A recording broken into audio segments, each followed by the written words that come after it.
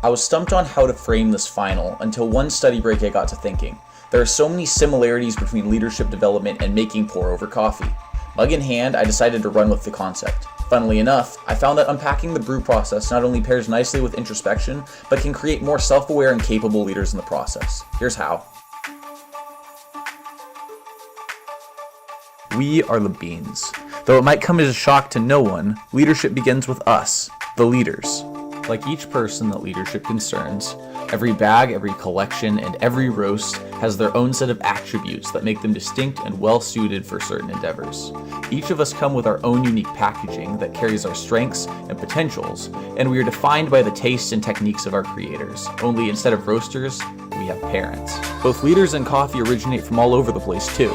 Some of their characteristics coincide due to elements like shared race, ethnicity, and society, but others, like their individual personalities and strengths, can be widely divergent. Just to name a few examples of diversity in Southern California alone, here's a Redlands roasted Palmy Tucan, an LA crafted Ethiopia, and a Riverside blend of Guatemala and Peru.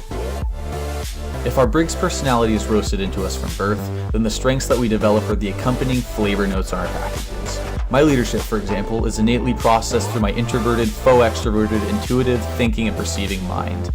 Though both INTPs, the leadership styles of Bill Gates and Albert Einstein could not be more different. What flavors me from others of my batch are my primary strengths of strategic, command, ideation, activator, and input. So after the beans are determined, this means one must pick one of the dozens of methods and vessels that they will be using to make their coffee. There are really no wrong answers, and each method simply reflects the personality, worldview, and goal of their user. The leadership parallel here is our personal mission statements. All things being equal, every influencer of others must decide what they stand for before going out into the world to do so.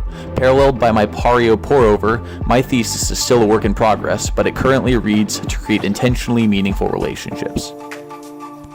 Finally, after amassing the necessary subject and tools, we have arrived at the part where the magic truly happens. The brew, or development, whatever you want to call it. Up to this point, the scene has merely been set.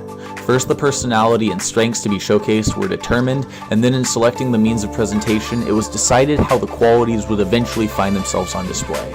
Now the final frontier of variables has been reached. To successfully produce a delicious cup of coffee, one must balance the water heat, flow rate, length of brew time, coverage, and oxygen allowed into the grounds. It is an exercise in trial and error where even the smallest adjustment can have a massive impact on the final product. As part of the instant gratification generation, we are conditioned to expect an immediate output of change in our lives, but it is impossible to conjure perfect leadership out of thin air. In trying to skip part of the development process, one will only become lost, waste time, and deliver subpar results. Unhappy with what's in your cup? Improvement starts with how you pour out your efforts. You can't tackle every variable in your leadership process at once, but you can pick one place to start. People are often shocked by how quickly positive output can snowball. For me, this starting point has looked like vesting more trust in my people. By giving my followers and the members of my personal board more room to do their thing, I crawl that much closer to creating an intentionally meaningful environment where we can move mountains together.